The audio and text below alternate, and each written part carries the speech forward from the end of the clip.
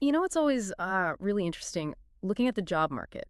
Mm. And right now, wow, the demand for web developers, it's just through the roof. It really is. We're talking average salaries like in India around 7 to 8 lakhs per annum, and then in the US you're looking at maybe $100,000 a year. Yeah, big numbers. That kind of thing really makes you stop and think, okay, what's going on there? It's a huge demand, definitely. And for this deep dive, we're going to zero in on, well, a really key part of that, front-end development. Exactly. So one of our listeners shared this great resource, the Frontend Developer Roadmap 2025 from Geeks4Geeks. Right. And our plan here is to, really dig into it, pull out the most important steps, the key concepts, so everyone gets a clear idea of what it actually takes to become a front-end developer. Like a guided tour through the essentials. Yeah, exactly. Consider this your shortcut to the really important stuff. So maybe let's paint a quick picture first. Front-end development.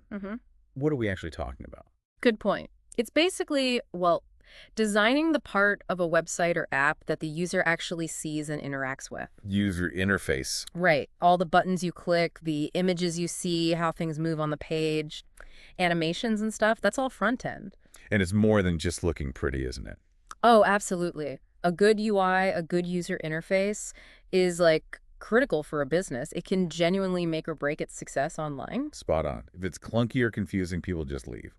A smooth front end keeps them happy, keeps them coming back. And the foundation for all of this, Yeah, it comes down to 3 core technologies, right? that's it. The big three. Okay, let's get into it. We're talking HTML, CSS, and JavaScript. These are the absolute fundamentals. We'll explore each one. But interestingly, the roadmap doesn't jump straight into those. It starts even more basic. Yeah, I saw that. It really stresses understanding basic computer fundamentals first. And how the internet actually works, the web itself. Which might sound obvious, but having that solid base is just essential, isn't it?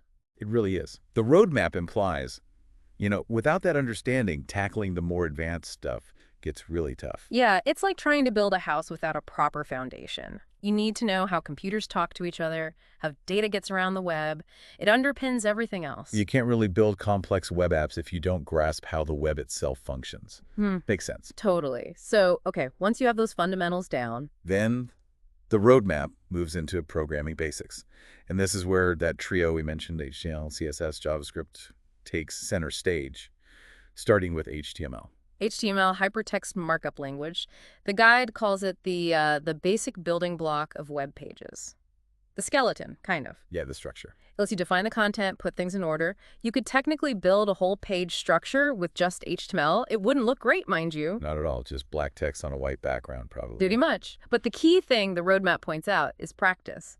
You can't just learn the tags. You need to actually use them, build things to get good. Right. And it mentions there's an HTML cheat sheet resource available too, which is handy. Definitely. Okay, so HTML for structure. What's next? Next up is CSS, cascading style sheets. The making it look good part. Exactly. If HTML is the skeleton, CSS is the skin, the clothes, the style. It handles all the visuals, colors, fonts, layout, effects, everything that makes a site look engaging rather than just, plain text. So really mastering CSS is key to implementing those slick UIs we see everywhere. Absolutely. And the roadmap also brings up CSS frameworks. Right, like Bootstrap. Bootstrap's a Yeah. big one it mentions, yeah. But also Tailwind, Materialize. These are tools that give you pre-written CSS components and styles to speed things up and add extra functionality. So you don't have to write every single line of CSS from scratch every time. Precisely. Saves a ton of time. And again, there are resources linked to types of CSS and a CSS cheat sheet. Okay, structure with HTML, style with CSS. That brings us to the third pillar, JavaScript. This is where the magic happens, really. the interactivity. Yeah. The roadmap says it's the language that adds life to websites, makes them dynamic and interesting for users. Clicking buttons that do things, forms that submit, content that updates without reloading. That's usually JavaScript. And it's described as lightweight, open, cross-platform. It's everywhere, isn't it? Pretty much. Runs the browser, on servers, very versatile. And naturally, there are key concepts you absolutely need to grasp. Like what? What does the roadmap highlight? It specifically mentions things like async await for handling operations that take time, and knowing the best-known JavaScript array methods, basically, efficient ways to work with lists of data. Gotcha. And there was a quick mention of TypeScript, too. Right, TypeScript, developed by Microsoft. It's essentially JavaScript, but with added features, most notably static typing. Static typing, It meaning? lets you define the type of data a variable should hold, like saying this variable must be a number. JavaScript is usually more flexible, which can be good, but sometimes leads to errors. TypeScript helps catch those errors earlier. Ah, okay. Especially useful in bigger projects, maybe. Exactly. The roadmap notes it's used heavily with the Angular framework, which brings us neatly to the next section. Frameworks. Okay, so we've got the basic languages down. Now, frameworks. What are they, fundamentally? Think of them like toolkits or platforms for building applications. They give you a structure, paraded in code libraries, compilers, conventions, basically a whole setup to make development faster and more organized. So they help with reusing code and following common patterns. Spot on. You're not starting from zero each time. They provide building blocks and a structure to work within. And the roadmap highlights three main front-end frameworks, the big ones. Yep. React, Angular, and Vue. Let's take them one by one. React first. What's the rundown? Okay, React. The roadmap describes it as a JavaScript library, specifically for building user interfaces.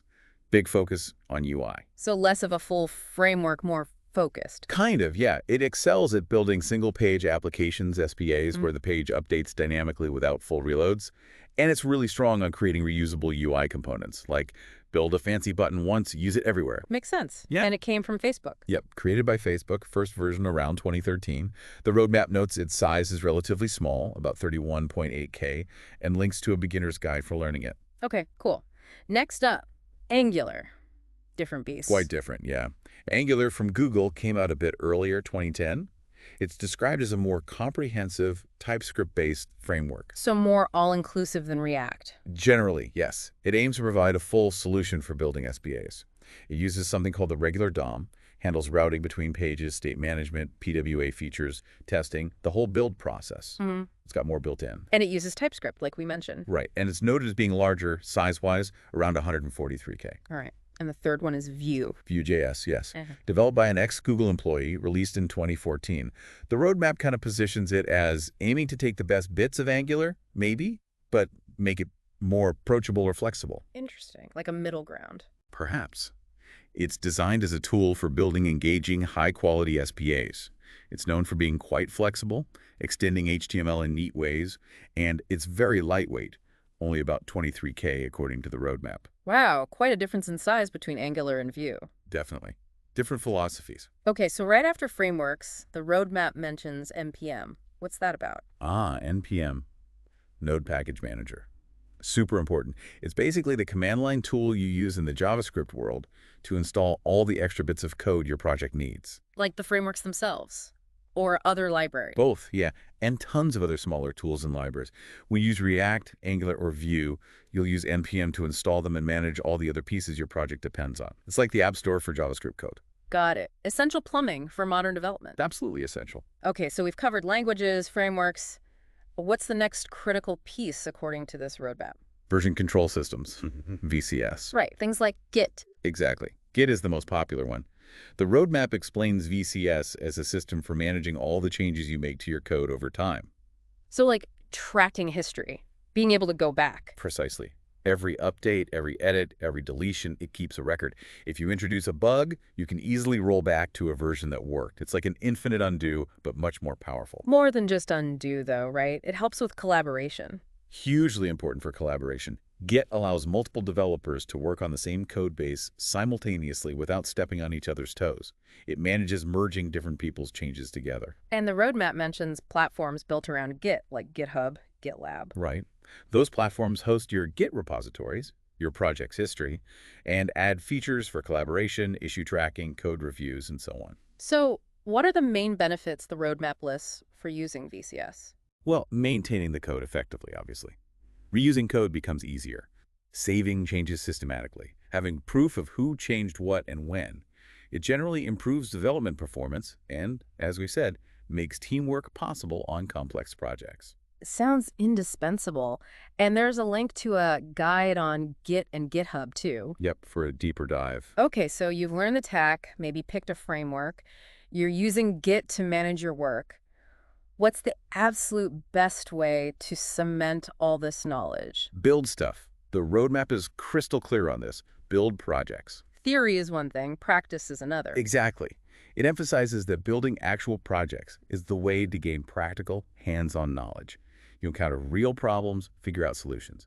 That's how you really learn and become skilled. Makes total sense. You can read about swimming all day, but you only learn by getting in the water. Perfect analogy. Yeah. And it even provides a starting point, a resource called Top 10 Front-End Web Development Projects for Beginners. Nice. So people can jump right in and get their hands dirty. That's the idea. Yeah. Get some practical experience under your belt. Okay, near the end, the roadmap brings up tech stacks. What's that concept? Tech stacks are basically common combinations of technologies used together to build applications. The roadmap focuses on front-end-centric ones. Like recipes for building apps? Kind of, yeah. Predefined sets that work well together. It mentions MERN, Which stands for? MongoDB Express, React.js, Node.js. So React on the front end, Express on the back end, MongoDB as the database. Okay. And mean?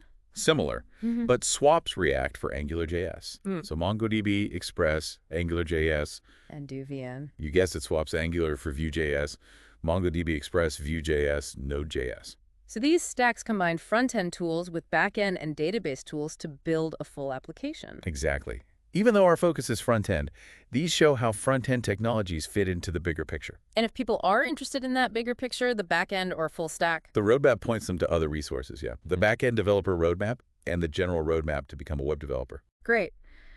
Okay, let's try and wrap this up.